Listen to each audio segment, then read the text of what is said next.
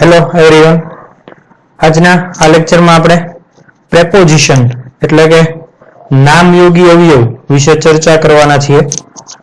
તો નામયોગી અવયવ કોને કહેવાય? તો નામયોગી અવયવ એટલે જે શબ્દ નામ કે સર્વનામ સાથે યોગ સંબંધ એટલે કે ઉમેરાતું હોય એવો થતો હોય એને નામયોગી અવયવ કહેવાય. અંગ્રેજી ભાષામાં નામ કે સર્વનામની પહેલા આવે છે તેને ઇંગ્લિશમાં પ્રેપોઝિશન કહેવાય. પ્રેપોઝિશન એ જો તમે આ શબ્દ છૂટો પાડો તો પ્રી અને પોઝિશન એવી રીતે બનેલો છે. પ્રી એટલે પહેલા અને પોઝિશન એટલે સ્થાન. એટલે પહેલા જેનું સ્થાન છે એને પ્રીપોઝિશન કહેવાય. આપણે થોડા પ્રીપોઝિશન અભ્યાસક્રમ પ્રમાણે તેનો અર્થ અને વાક્યમાં એનો ક્યાં ઉપયોગ થાય છે એની વિશે ચર્ચા કરીએ.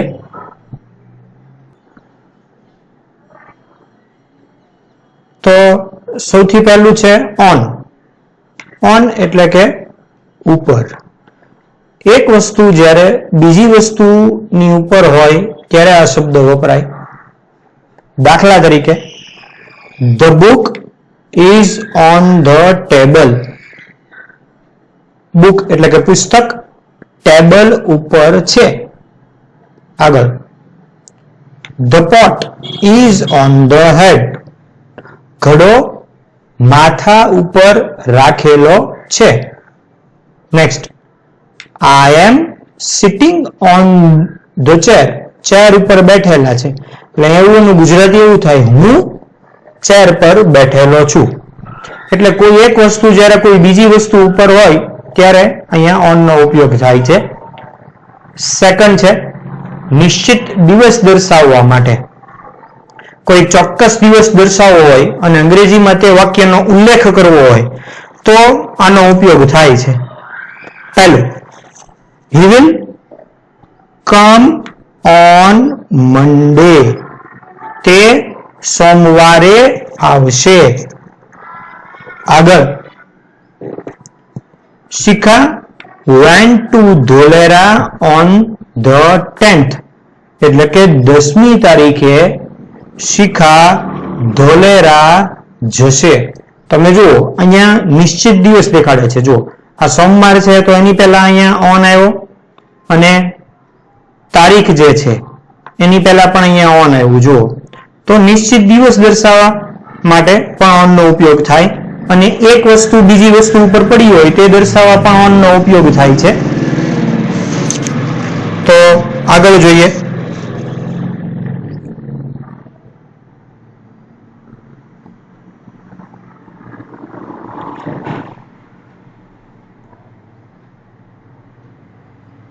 ત્રીજું એટ. એટ જે છે એ સ્થળ કે નિશ્ચિત સમય કે દિશા તરફ ઈશારો સૂચવે છે. એટ જોઈએ આપણે. દાખલા તરીકે my brother is at home. મારો ભાઈ ઘરે છે. તો જો અહીંયા હોમ છે ને એ હોમ એટલે ઘર થયું. તો અહીંયા એટ છે ને એ સ્થળ દર્શક છે એવું આપણે કહી શકીએ કે એટ સ્થળ સૂચવે છે. there is someone at the door. તો જો ડોર એટલે દરવાજો એટલે આ એક સ્થળ થયું. કોક દરવાજા આગળ ઊભું છે. આગળ I am busy at the moment. જો moment એટલે આ જે છે ને એ સમય થયો એટલે આ જગ્યાએ એટ જે છે એ નિશ્ચિત સમય સૂચવે છે એટલે હાલ કે અત્યારે એવું એમાં કહી શકીએ આપણે. તો અહીંયા એવું લખ્યું છે આઈ એમ બિઝી એટ ધ મોમેન્ટ એટલે કે હું હાલમાં વ્યસ્ત છું. Next he will come at 6 o'clock. જુઓ તમે અહીંયા 6 o'clock એટલે ઘડિયાળમાં 6 વાગ્યાનો નિર્દેશ કરે છે કે તે અહીંયા 6 વાગ્યે આવશે. તો આપણે જોયું કે કોઈ પણ સ્થળ હોય કે સમય હોય તે દર્શાવવા માટે એટ નો ઉપયોગ થાય. આ ત્રીજો પ્રેપોઝિશન આપણે જોયો. આગળ આગળ please look at that man. જો મહેરબાની કરી પહેલા માણસ સામે જુઓ. તો આ જે છે એ દિશા દર્શક થયું. દિશા દર્શાવે છે માણસની સામે એટલે દિશા થયું.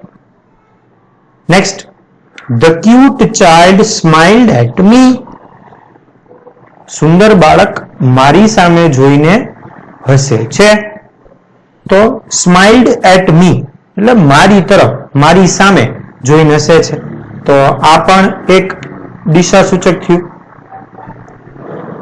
આગળ જોઈએ ચોથું, ઇન. ઇન એટલે અહીંયા થશે અંદર, ટૂંકમાં સ્થાન દર્શાવે છે. There is some sugar in the jar. જો બરણીમાં ખાંડ છે તો આ સ્થાન થયું. બરણીની અંદર ખાંડ આવેલી છે તો આ એક પ્રકારનું સ્થાન થયું. અને આપણે એમ કહી શકીએ there is some sugar in the jar. એટલે સુગર એટલે કે ખાંડ ક્યાં આવેલી છે? જારમાં. જાર એટલે બરણી. તો આ ઇન જે છે એ સુગરનું સ્થાન બતાવે છે જારમાં. આગળ, Radha is in the kitchen. Radha રસોડામાં છે. તો અહીંયા રાધા જે છે એ રસોડામાં છે એટલે આ પણ એનું સ્થાન દર્શાવે છે.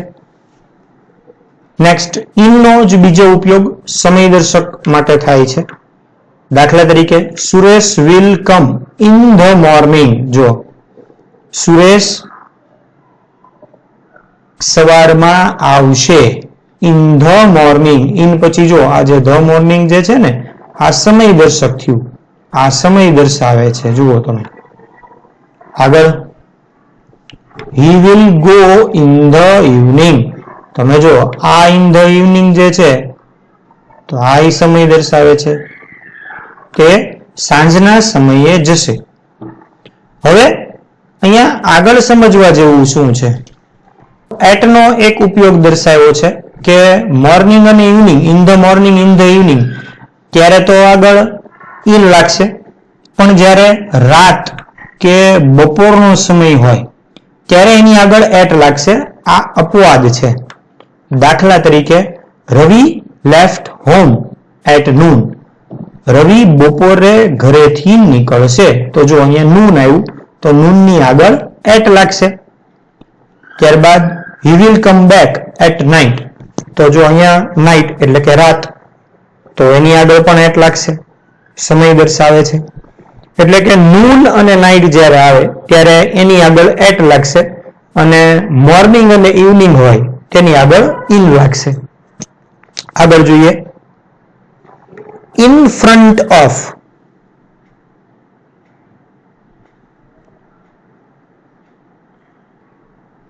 અહીંયા સ્પેલિંગ મિસ્ટેક છે, કરેક્શન કરી લેજો. આ એસ નો આવે. In front of. In front of નો મીનિંગ થાય ની સામે. કોઈ વસ્તુ જ્યારે એની સામે આપણું ઘર હોય ત્યારે આપણે એવું કહી શકીએ કે આ મારી સામે છે. તો અહીંયા એવું એનું એક ઉદાહરણ આપ્યું છે, my house is in front of the town hall. મારું ઘર ટાઉન હોલની સામે છે.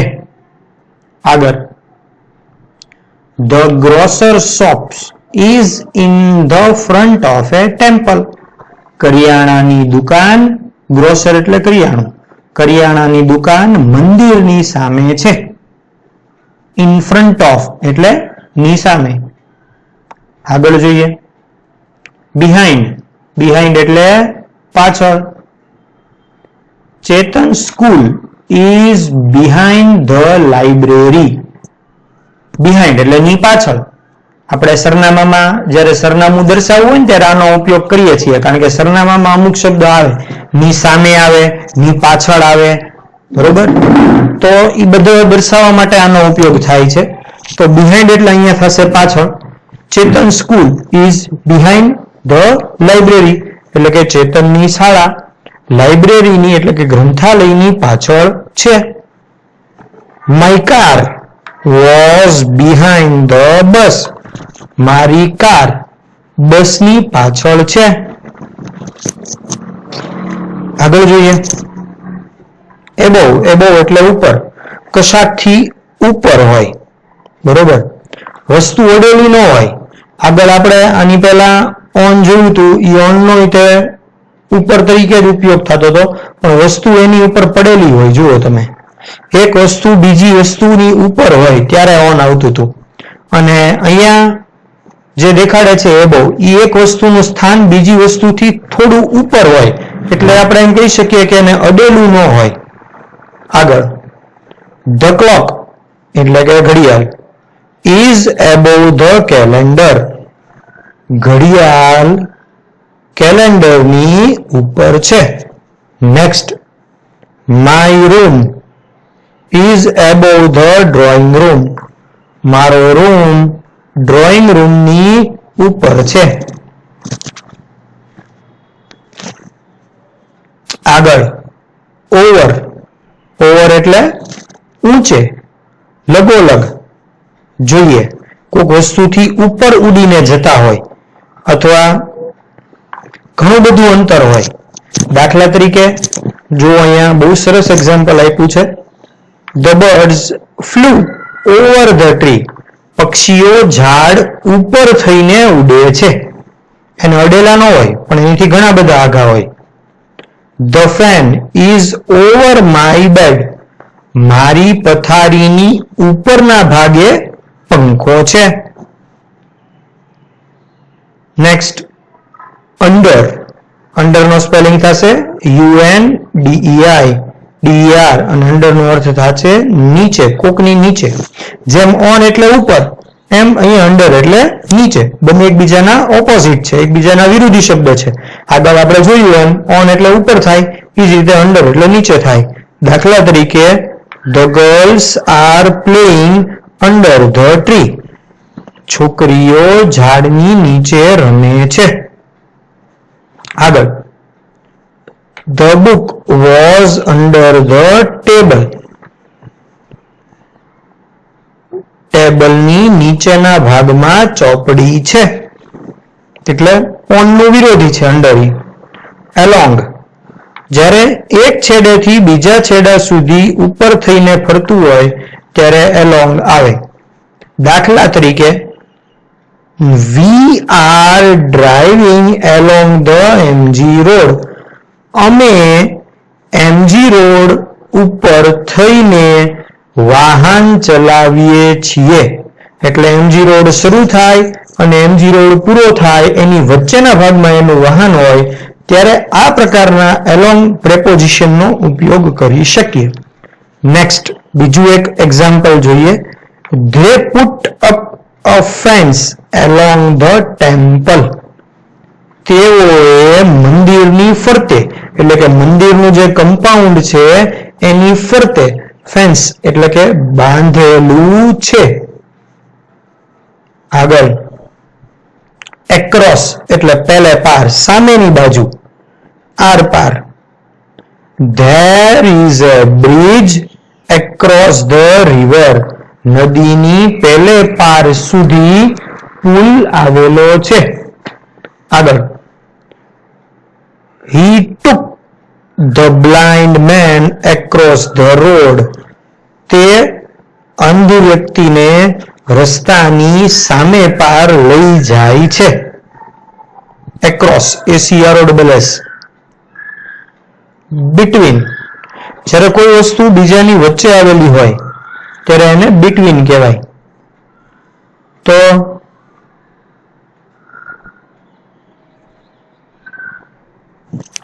એનું એક્ઝામ્પલ જોઈએ.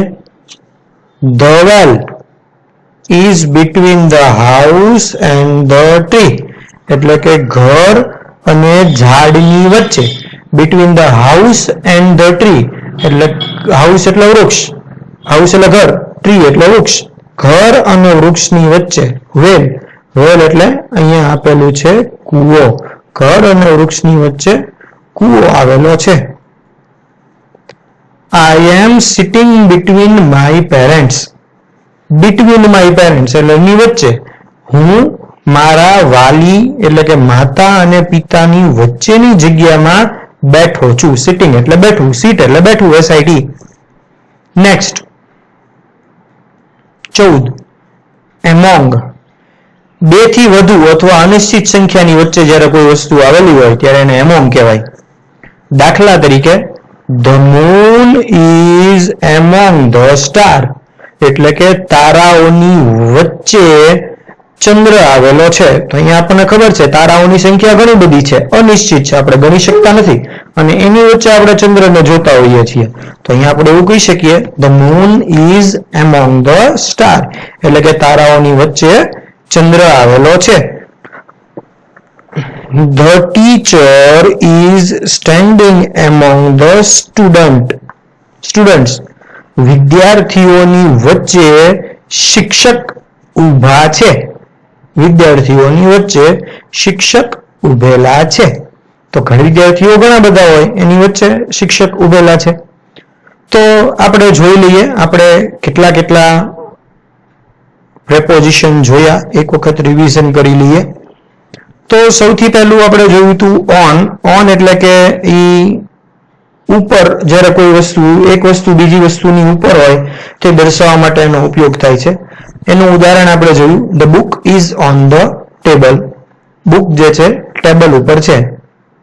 આગળ જોઈએ બીજું ઓન, નિશ્ચિત દિવસ દર્શાવવા. માની લો કે કોઈ તારીખ હોય અથવા તો કોઈ વાર હોય, ઈ દર્શાવવું હોય ત્યારે ઓન નો ઉપયોગ થાય છે. દાખલા તરીકે he will come on Monday, અથવા તો શિખા went to Dholera on 10th, એટલે કે 10 તારીખે શિખા ધોલેરા જશે, અને he will come on Monday એટલે તે સોમવારે આવશે. ત્યારબાદ આપણે જોયું એટ જે છે એ સ્થળ, સમય કે દિશા દર્શાવે છે. દાખલા તરીકે my brother is at home, મારો ભાઈ ઘરે છે. તો અહીંયા હોમ જે છે એ સ્થળ દેખાડે છે. I am busy at the moment, હું અત્યારે વ્યસ્ત છું. તો અહીંયા જે મોમેન્ટ જે છે એ સમય દર્શાવે છે. આગળ please look at that man, મહેરબાની કરી પહેલા માણસની સામે જુઓ, માણસની તરફ જુઓ. તો અહીંયા એટ ધેટ મેન, તો આ એટ જે છે એ દિશા દર્શાવે છે. નેક્સ્ટ ઇન, જ્યારે કોઈ વસ્તુ બીજી વસ્તુની અંદર આવેલી હોય તે દર્શાવવા માટે ઇન નો ઉપયોગ થાય. દાખલા તરીકે there is some sugar in the jar, બરણીમાં કેટલીક ખાંડ છે. આ જ રીતે ઇન નો બીજો ઉપયોગ સમય દર્શાવવા થાય છે. કેટલીક વખત સવાર કે સાંજ જો દર્શાવવું હોય વાક્યમાં, તો આપણે એમ કહી શકીએ છીએ કે Suresh will come in the morning, Suresh સવારમાં આવશે. he will go in the evening, તેઓ સાંજે જશે. પરંતુ કેટલીક વખત બપોર અને રાતનો સમય દર્શાવવા માટે એટ નો ઉપયોગ થાય છે. દાખલા તરીકે રવિ લેફ્ટ હોમ એટ નૂન, જો નૂન એટલે અહીંયા બપોર થાય, અને he will come back at night એટલે અહીંયા રાત થાય. તો આવી રીતે એનો ઉપયોગ થાય છે. આગળ in front of, એમાં s ભૂલથી લખાઈ ગયો છે, મેં તમને અગાઉ કીધું એમ. in front of એટલે ની સામે. My house is in front of town hall, મારું ઘર ટાઉન હોલની સામે છે. આગળ the grocer's shop is in front of the temple, grocer shop એટલે કરિયાણાની દુકાન in front of the temple, મંદિરની સામે છે. આગળ behind એટલે પાછળ થશે. અહીંયા કોઈ વસ્તુ જ્યારે બીજી વસ્તુની પાછળ હોય તે દર્શાવવાનો ઉલ્લેખ થાય છે. દાખલા તરીકે મારું ઘર છે એ સ્કૂલની પાછળ હોય તો એ દર્શાવવા માટે આનો ઉપયોગ થાય કે Chetan school is behind the library. આગળ એબવ, કશાકથી વસ્તુ થોડીક ઉપર ટાંગેલી હોય ત્યારે એનો ઉપયોગ થાય છે. દાખલા તરીકે the clock is above the calendar, ઘડિયાળ કેલેન્ડરની ઉપર છે. આગળ જોઈએ ઓવર, લગોલગ ન હોય તેમ, એટલે કોઈ વસ્તુ જ્યારે બીજી વસ્તુથી ઘણી બધી ઊંચે હોય પણ એને અડેલી ન હોય અને ખાસું અંતર હોય ત્યારે the birds flu over the tree, પક્ષીઓ ઝાડથી ઉપર થઈને ઉડે છે. આગળ અંડર, અંડર એટલે અહીંયા આવશે નીચે. જ્યારે કોઈ વસ્તુ બીજી વસ્તુની નીચે આવેલી હોય ત્યારે આનો ઉપયોગ થાય. The girls are playing under the tree, છોકરીઓ ઝાડની નીચે રમે છે. along જ્યારે કોઈ વસ્તુ એક છેડેથી બીજા છેડા સુધી અને એની ઉપર થઈને ફરતું હોય ત્યારે પહેલું સેન્ટેન્સ એનું બહુ સરસ છે. we are driving along the mg road. અમે mg રોડ ઉપર, એટલે mg રોડ જે છે એ શરૂ થયો છે પણ પૂરો નથી થયો અને ઈ જ mg રોડ ઉપર વાહન ડ્રાઈવ કરે છે એટલે અહીંયા એવું લખ્યું છે we are driving along the mg road. Next પછીનું જે છે across, પહેલે પાર, એક બાજુથી ક્રોસ કરીને બીજી બાજુ. પહેલું example there is a bridge, bridge એટલે પુલ. across the river, નદીને પહેલે પાર પુલ આવેલો છે. આગળ he took the blind man across the road, તેણે અંધ માણસને રોડની સામેની બાજુ પહોંચાડ્યો છે. આગળ between, between એટલે થશે ની વચ્ચે. the well is well એટલે કૂવો. between the house and the tree એટલે કે ઘર અને વૃક્ષ એની વચ્ચે વેલ એટલે કે કૂવો આવેલો છે.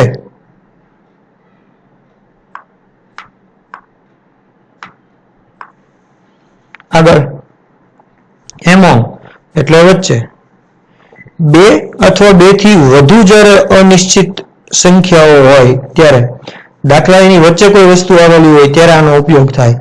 દાખલા તરીકે the moon is among the star એટલે ઘણા બધા સ્ટાર, ઘણા બધા છે. સ્ટાર અનિશ્ચિત છે. સ્ટાર જે છે આપણે ગણી શકતા નથી આકાશમાં અને એની વચ્ચે ચંદ્ર આવેલો છે તો આપણે એવું કહી શકીએ કે ઘણા બધા તારાઓની વચ્ચે મૂન એટલે કે ચંદ્ર આવેલો છે. તો આજના લેક્ચર પૂરતું આપણે આટલું રાખીએ છીએ. Thank you.